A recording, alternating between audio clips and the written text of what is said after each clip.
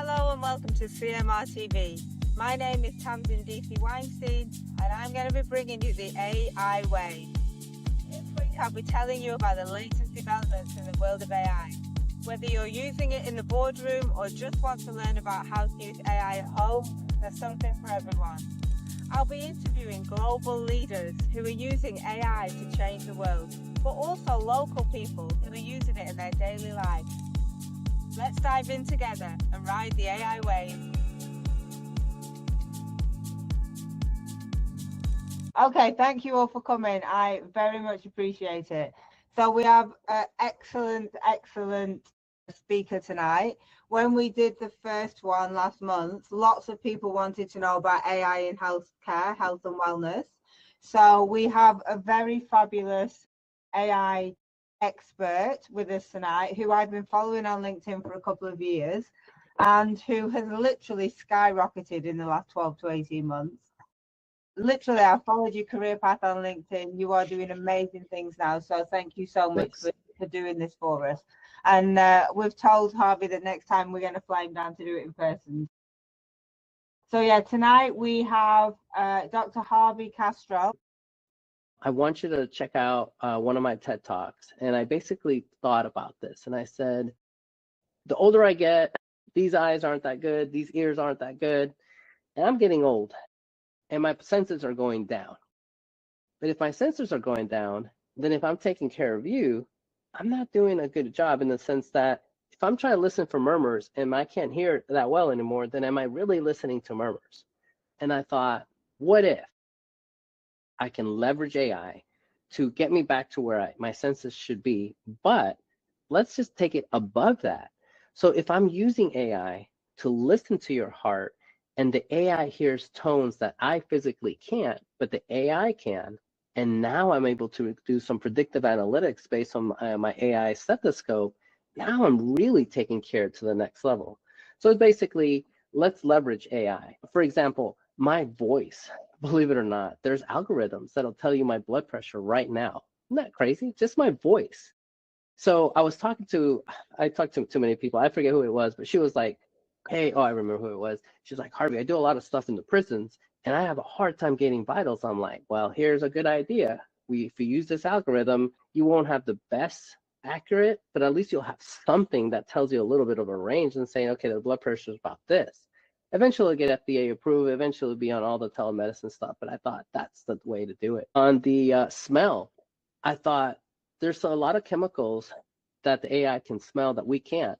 And I thought, man, when COVID happened, imagine if we could put some of these monitors at the hospitals, but at the airports to be able to say, hey, there's anthrax in the air before anything happens, before we can start seeing people dying, that the AI is catching it. So I'm thinking, man, this stuff can really take it to the next level. There's also, you've heard of dogs smelling seizures are about to happen, or dogs being able to smell cancer. The AI can do that now. It really can. And so it's a matter of getting that FDA approved and doing it. All right, let's go to the next slide. So I already showed off of my Meta glasses, but I really love these bad boys. I could take pictures, videos. I really wish I was friends with Mark Zuckerberg, so if anybody has connections, hook me up. But I would love to be able to use this in medicine and have some API access to this, because if I did, imagine what we could do as a society to help our patients and our doctors out there. Or even if you're not a doctor, I mean, being able to leverage this and have AI, like today when I went for a walk, I was able to answer calls, but I was just having a conversation with Meta today and just going back and forth about different concepts. I mean, just takes it to another level. So one of the experiments I did was this is a HIPAA compliant picture. I literally got it off the web and it was permission so people don't freak out. And it was like a picture of Lyme disease. And then I took it and I asked ChatGPT, what is it? And it told me what it was. And I gave it x-rays, I gave it EKGs, and I was shocked how good the vision portion of it is. Now, it's that human in the loop. I'm a doctor, I know what it's saying, but for non-doctors that are there, it could hallucinate and it could hurt them. But for me, I'm thinking, I know when it is right or what's wrong. And if I don't know if it's correct, then I know what to look it up and how to look it up. Let's go to the next slide. So here's a little invention of mine that I want to get out to the market in the near future. I'm looking at different glasses and how to create my own and whatnot, but here's the deal. I really think as society moves forward, we're seeing a sector out there of people and kids that don't quite get it, and they are autistic, or maybe COVID happened and they now don't talk to people, or maybe, there's a lot of kids that are just into their phones, and they'll text you across the table and they won't talk to you. So I thought a lot of that is social norms that are changing. And I thought, what if I could get access again, talk to Mike Zuckerberg on this one, and put emotional intelligence on this bad boy, so that when we're speaking, it's telling me, oh no, I'm gonna pick on Elizabeth here because I saw on the screen, Elizabeth's pissed off at you, Harvey. So, and it's telling me, and let's say I'm awkward, or maybe I'm a little autistic, or maybe I just don't get it. Because maybe some of these doctors that they don't get it. But then Elizabeth, the AI, is telling me that no, she approves of you saying X, Y, or not. And then it's helping me. So I'm actually working on adding emotional intelligence to this, so that the other person can see it and then be able to speak to that other person. So it's pretty cool. Next one. So one of the things, and I'm excited about technology, is the following. When I was a kid, I didn't have a dad.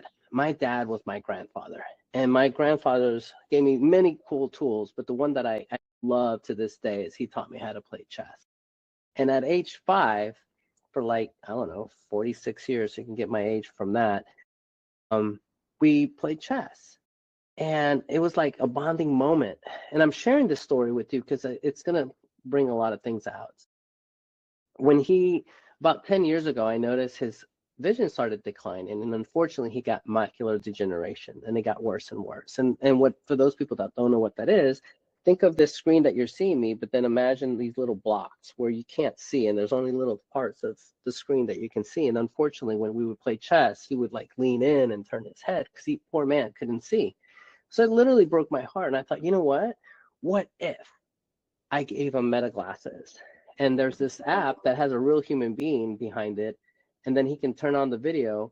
And then this other human being can see what he sees and tell him, yeah, there's this table in front of you. Hey, you need to walk around. Hey, don't cross the street yet. But then for chess, I said, you could take pictures of the chessboard, Grandpa, and it'll tell you where they're at. And then we can still play chess. And I thought, man, I know it's not restoring his vision, but I'm thinking, man, at least he's able to still play the game he loves with me. And to this day, he's still alive. He still calls me on his birthday. I'm like, oh my God, bless your heart. You still remember my freaking birthday. It's like, I love that man to that.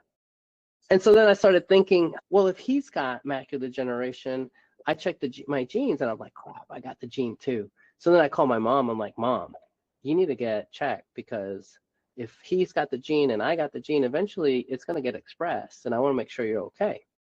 So then I thought, this is kind of cool. I use an AI agent to scrape the entire internet, give me all the supplements, give me all the vitamins, pills, therapies, and clinical trials for CRISPR. What CRISPR is think of my genes are deformed, or some part of the genetic makeup is missing. And then they're able to go back with the virus and put the correct part of the gene in, so that the protein never gets expressed, or fix the protein. So then that person never gets macular degeneration. So they literally are curing it. And so I said, Mom, you need to find these clinical trials. So I literally made this thing. It was like a 50-page document. I was like, my mom's never going to read this. And then I had AI convert it to a website. And I said, hey, Mom, here's the website. Here's what you need to do, and then go find a clinical trial to see if it can help, or once it gets approved, then we'll just go get it done. So then I thought, one of my memories now is with my kids, I love playing chess with them. And I thought, oh my gosh, what if I can't see like my grandfather? So I'm like, no, I'm going to get this done. And I know I'm dragging this story a bit, but listen what I want to do. And I know you're going to be like, ooh, that's a little big brotherish, Harvey. Here's what I want to do. When this becomes FDA approved, if my son has it, and he probably does, I'm going to correct his gene. And this is the part you're going to be like, oh, Harvey, that's kind of weird of you saying. Here's what I want to do. Whenever my son gets married, to whomever it is, I want to get her tested. And if she happens to have the same gene, I want to get her corrected, so that when they have kids, I know my grandkids won't even have the disease. Think about that. So imagine how far we have gotten. All right, next slide. So to change it up and make it a little fun, this is the coolest thing I saw at the Consumer Electronics Show. It wasn't robots. It wasn't these cool cars. It wasn't all these TV screens. It was this device. All right, what is this device? freaking crazy. I go to CES and they give me this lukewarm soup, and I taste it and I'm like, yuck, it tastes nasty. And they're like, sir, 1 minute. They turn on the spoon. They're like, how much salt do you want? I was like, very minimal. So then they turn it up to a minimal level. Then I take that same salt and a same spoon into that same soup and I try it. And I'm like, oh my God, it tastes better. What they did is they invented this cool spoon that increases the currency, is my guess, and it's catching whatever little sodium is there, and you can increase the current to make you perceive that you're having more salt. And I'm like, oh my God, genius. And then there's another company that does the same. It's this weird picture on the other side that looks like this thing that's taped onto your mandible and then this thing. And I was like, oh my God, I would be shot if I had that wore on, but I can get away with the spoon. And here's my thing. How can we use this technology? Again, the doctor in me thought immediately, I was like, oh my God, all my congestive heart failure patients, all my people that I tell them not to have a lot of salt. I'm like, dude, have as much salt as you want, but just make sure you just use the spoon always. And then I'm helping people. All right, next slide. So I know I love AI. At the end of the day, what's the deal? We got challenges, yes. The data is inconsistent. Our EMR is not talking to this. Other one, I know humans do. So there's a lot of issue in cultures, and you'll hear tons of talks of that. Let's go to the next one. I'm really big on, oh, this is another error, is this one, this over-reliance. I do believe in that. And I'll go into the weeds with you guys. And I'm gonna call myself out, I'm an old guy, my brain's already formed. I can play with AI all I want, but my brain has been formed. But the little kids that haven't developed that side of the brain that are using AI, their neuroplasticity and the way of their brain being formed is totally different. And so with that analogy, we're seeing doctors that are using AI and they're actually getting worse at their job because they're overly relying. So we almost need to teach them how to use these tools, but then almost take them away for a day or a few to get their noggin to still work. And then I really think it depends, because I would argue someone like me doing it, it's going to take a lot to de-skill me because I've done it for so many years. That neuroplasticity has been there so hard. Now, will it go away? Maybe. But I argue that someone that has never had all those years is going to go away sooner. All right, next slide. So digital twins. I love this concept. In fact, I'm making my own company of digital twins, and I'm hoping to release it next year. But basically, here's the deal. I have my own private server, and in that private server, I have my genetics, I have my EMR, my wearable data, put it all together. So anyway, digital twins. So here's what I can do. Experimenting drug A, try it, and those my P450 and say, okay, this one will work. I'm trying things like next level. For example, I know I have certain genes that are helpful, let's say, for working out, and it tells me, is this this kind of workout or not? So then I'm able to use my digital twin to tell me Harvey's genetic, if he's trying to work out, is very specific, and then these type of exercise, because of his genetics, will get him there quicker. And if he does these other exercises, it's not really going to work for him because he doesn't have that type of muscle. And so think of that example. But then I'm doing this for you. Now, you're going to say, well, there's so many factors and you can't quite do that. And you're right. But my argument is it's better than what you can do right now. So I'm discovering things like it's going TMI, but I did the 23andMe and I put in some stuff, and I'll just share the same one, the macular degeneration. So then AI is able to tell me, here are the supplements, here are the things, these are the things you must do to make sure that you at least lower the probability. So it's pretty cool. Next slide. I mentioned vocal biomarkers. Keep an eye on that. I really think this is the true future for being proactive medicine versus reactive, meaning you're only come to the doctor in the emergency room to see me when something's wrong. Most dudes will wait till they're really, really sick, or they won't go to the doctor. But if our voice can say, hey man, I'm hearing pre-diabetes, or this video feed here is hearing pre-diabetes, and now I can prevent it and I can catch it before you even go get your blood work, or maybe you never go to the doctor, but I can happen to catch it because we're doing this Zoom together, then now I'm able to catch things. And I really think that's going to be the future. Next slide. I really think these wearables, it's where it's at.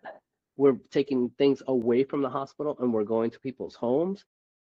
I really think the more and more data we get, it helps. And I know some people, it could be like the data's too much and it freaks them out. It's like, oh, I can't even sleep because I'm not sure if I'm getting enough sleep and it's too much. But I really think this is going to help us. Simple stuff. Back in when I was in medical school, I remember seeing these special weights that could weigh our CHF patients. And if their weight was fluctuating and they knew they were getting a lot more water weight, then now the AI can literally send a prescription to say, or tell the patient, hey, double your Lasix today because we're noticing you got too much fluid based on the scale, because it's able to notice that it's more water weight than just regular weight. The next slide. So I'm really, really freaking stoked. I'm the chief AI officer for this company behind me called Phantom Space. It's really, really cool. This is the number 2 and 4 to Elon Musk. These guys helped create SpaceX, and these guys literally created the rocket that you see going up and down for Elon Musk, and they decided to go and do their own thing. So I'm teaching them, the company, how to leverage AI. I'm also adding AI to the company, healthcare to the company. And the skinny is this. Think about it this way. 37% of the world has no internet access. But what these guys are doing that is special, think of Starlink plus a data center in space together. And so I'm sure there's parts of the Cayman Islands that may not have good Wi-Fi or cell coverage. But imagine if I could take a wearable that's monitoring your heart and then link it to the satellite, and then that information gets sent, and then the AI is actually on the satellite, processes, and then sends it back to you, and then does that proactive ability of medicine. So that's really going to change the world, and I'm working on creating some patents for that and doing that as one of the things I'm working on. Next slide. We're almost done, guys. So rural health, I'm really excited because I'm looking at some technology that I didn't realize that some of the Bluetooth, there's ways of extracting that data and sending it to the satellites. And I thought, man, that's going to be huge, especially for rural parts around the whole world. Next slide. When I was in Consumer Electronics Show, I got to see Jensen Huang present, and it was really, really cool because he talked about the future. And he said, look, back in the day, we were doing generative AI, then it became agentic AI. And now we're looking at more physical AI, like the self-driving cars, the robots. And I'm personally biased. I want a robot. Let's go to the next slide. Big picture, we need to keep an eye on this because, guys, when the robots come, there will be even more disruption. I personally think there will be no more UPS drivers because the robot will bring your package, or the drone will drop it off, or the autonomous car will drive it in. And so me personally, as soon as I can buy my own robot, if Elon Musk says it's going to be between 25, even if it's 50K, unfortunately for those individuals, I'm not going to have a yard man because my robot's going to cut my yard. I'm going to cancel my subscription to wash my car because the robot will wash it. And then to freak people out, I'll probably leave it at the door at night so that if anyone breaks in, they'll be welcomed by the robot. And so I really think if that's how I'm using it, I'm sure it's going to be used more. But let's go to the next slide. Practical, I know you guys will be like, ooh, Harvey, that's a little iffy. I see the robots helping us with the elderly. I really do. With the ADLs, with cooking, with helping them. But remember what I said about the vocal and the biomarkers with our voice and video? I really see the robot catching UTIs before they happen, or before that person gets dementia. I'm sorry, not dementia, delirium. Delirium, basically, it's their mental status changes, but it's not dementia. It's temporary due to an infection or something small. So I really think the robot's going to be able to catch things, or say, hey, ma'am, you haven't taken your medicine today. Let's take them. And I really think this is going to happen pretty soon. Next slide. Now, one of the many things that I'm very excited about is edge technology. Think of AI running 100% on this phone, but here's why I think it's interesting. Let's pretend we're in the Grand Canyon. Let's pretend that this has CPR on it, and let's pretend I'm not a doctor, and my poor friend Elizabeth here passes out.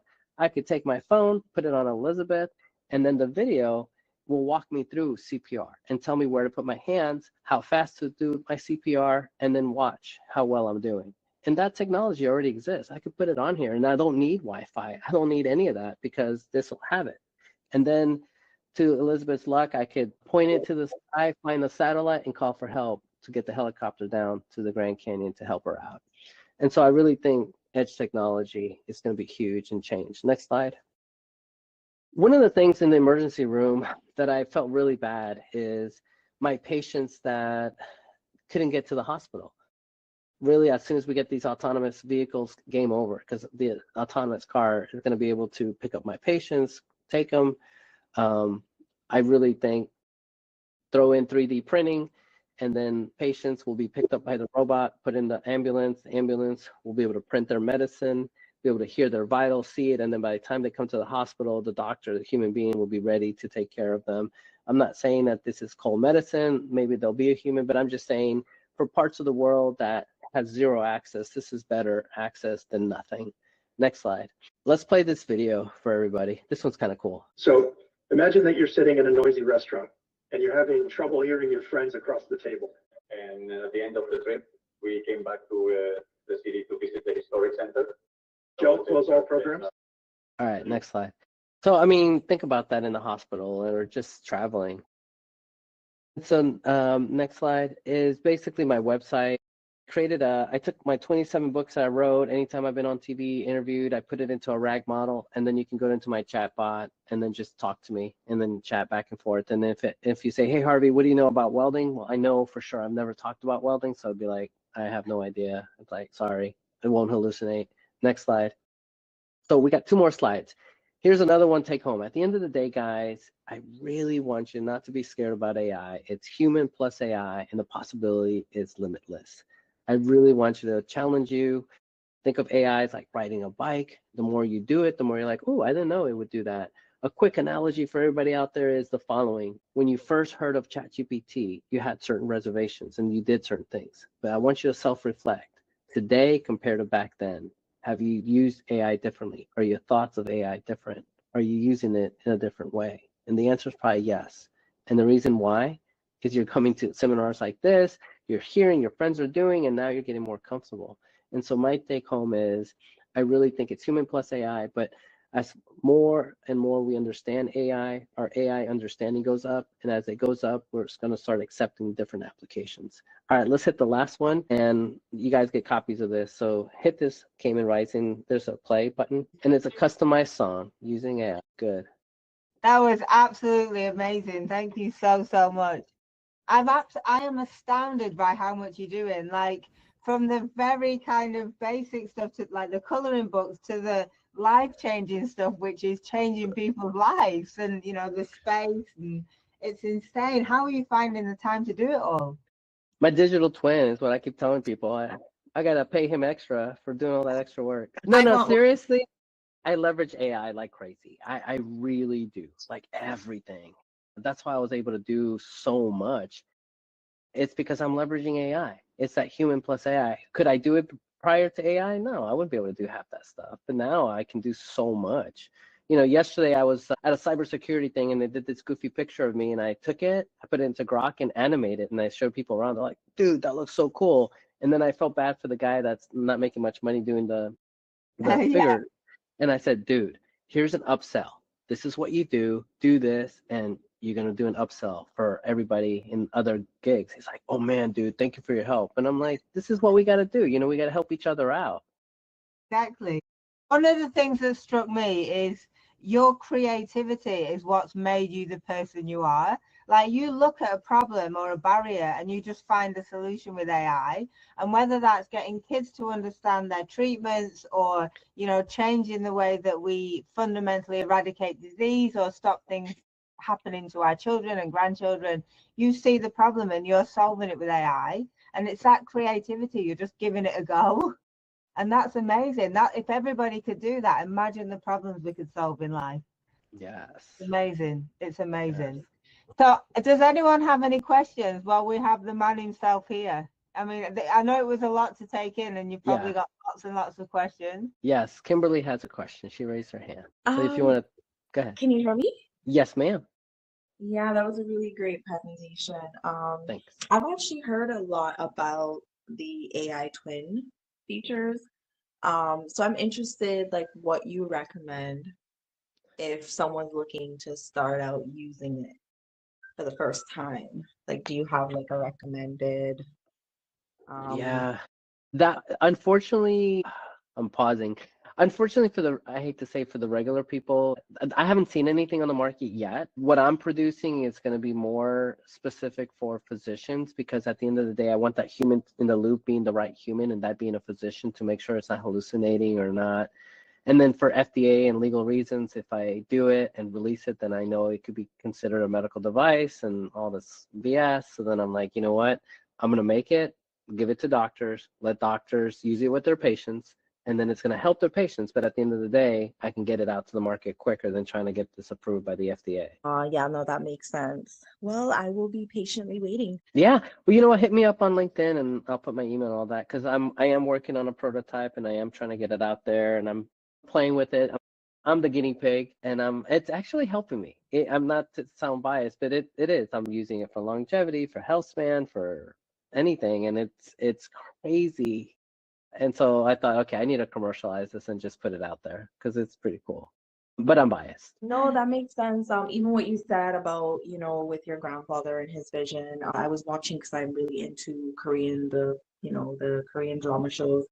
And there was this one show where she had AI glasses, and I can't remember what the medical term is called, but she had issues recognizing faces, and the AI will help her. Well, awesome. Good question. Did you have a question as well?